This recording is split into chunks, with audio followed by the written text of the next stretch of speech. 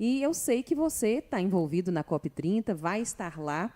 Qual que é a sua avaliação desse local escolhido, Belém do Pará, para a COP30, e como que a gente pode relacionar a arquitetura, o urbanismo na COP30? O que isso tem a ver?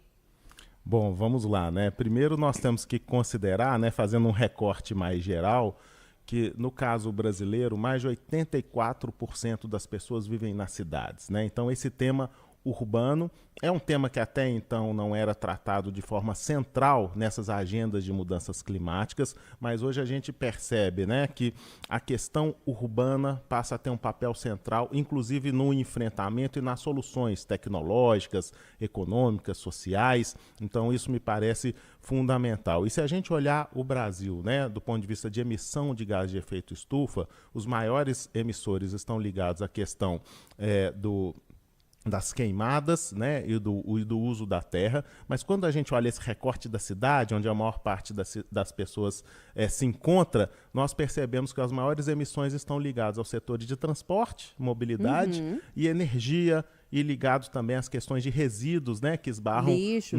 num dos eixos do saneamento. Então isso já coloca a questão urbana, né? E aí arquitetura e urbanismo dentro da discussão, né? Não só em relação ao enfrentamento, mas as possibilidades e essa potência, né? E agora fazendo esse recorte para o Brasil, né? Essa agenda climática é uma agenda desafiadora, porque afinal de contas, né, envolve quase 200 países. Sim. Todas as decisões são naturalmente realizadas por meio de consenso e há diversas estratégias para se chegar nesse consenso, mas a verdade é que as ações globais estão muito aquém daquilo que é necessário. E aí surge o Brasil como um importante protagonista dessa nova agenda. É a agenda da economia verde, né, de uma novíssima economia limpa, sustentável, onde o Brasil pode assumir um papel de centralidade, porque, afinal de contas, somos a maior biodiversidade do planeta. Sim. Temos uma matriz energética predominantemente limpa, né, não só da nossa tradição nas hidrelétricas, mas também da energia solar,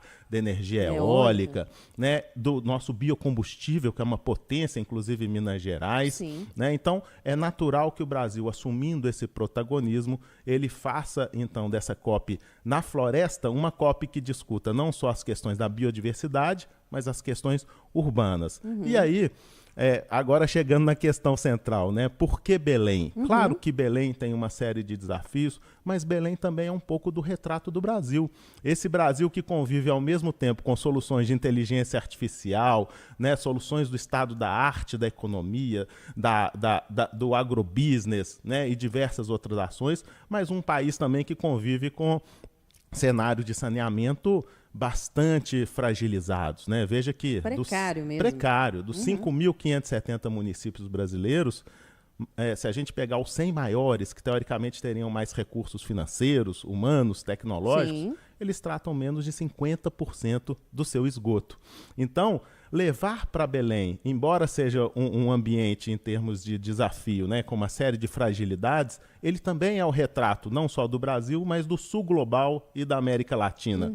E lidar com esse desafio dentro de um ambiente de realidade, eu acho que pode ser bastante educativo e vai ajudar também a ilustrar um desafio que tem sido presente nas COPs, que é a questão do financiamento.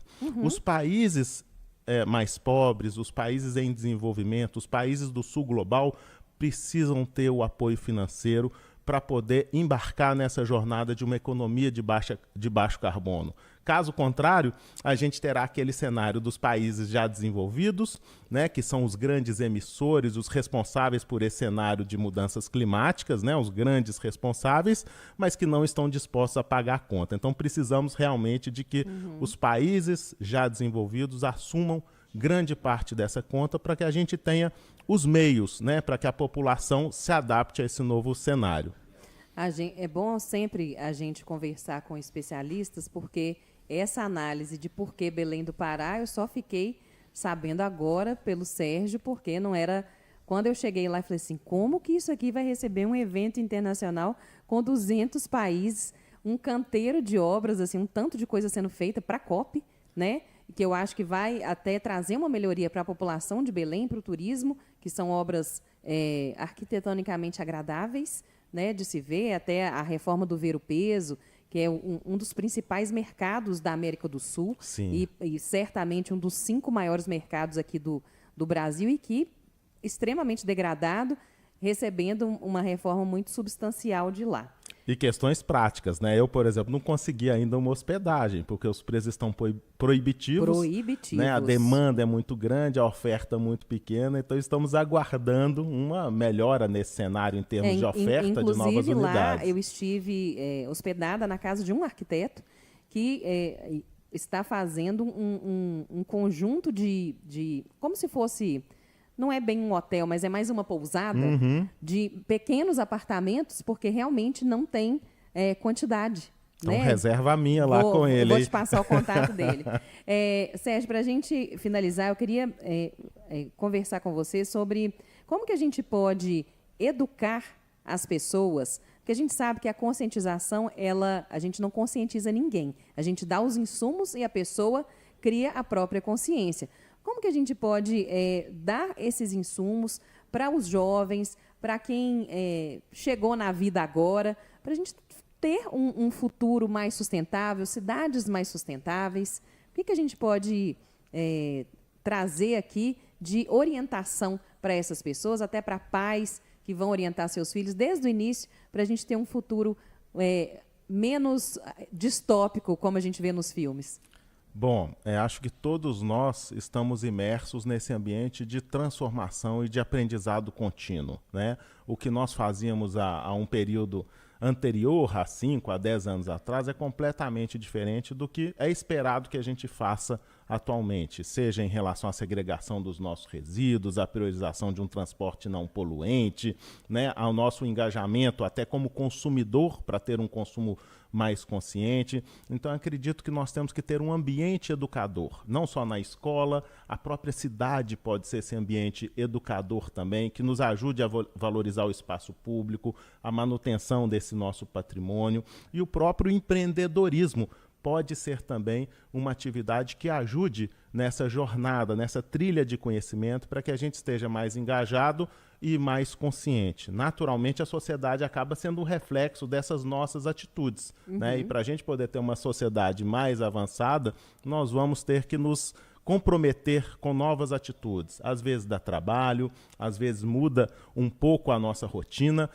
mas vale a pena, porque, sem dúvida nenhuma, quando nós estamos falando em sustentabilidade, nós não estamos falando só sobre a dimensão ambiental, mas inclusive as oportunidades dessa novíssima economia verde, limpa e sustentável. E nesse aspecto, o Brasil pode se transformar numa potência. E aí, fazendo gancho aqui com a nossa 98 News, eu acho que essa lente de Minas Gerais e de Belo Horizonte, levando assuntos nacionais, assuntos globais no campo da sustentabilidade, do planejamento urbano, das cidades em movimento, eu tenho certeza que essa nossa lente também pode oferecer uma série de boas experiências que vão engajar, que vão empoderar, que vão ilustrar, que vão inspirar outras pessoas a seguirem essas ações. E aí a gente pode ter desde boas experiências dentro de casa, microexperiências numa rua, numa comunidade, né, até grandes experiências numa cidade, numa região ou numa área metropolitana. Enfim, eu acho que o espaço educador ele precisa estar, claro, naturalmente na escola, na educação formal, na formação formal, mas ele tem que estar inserido em todas as nossas ações cotidianas.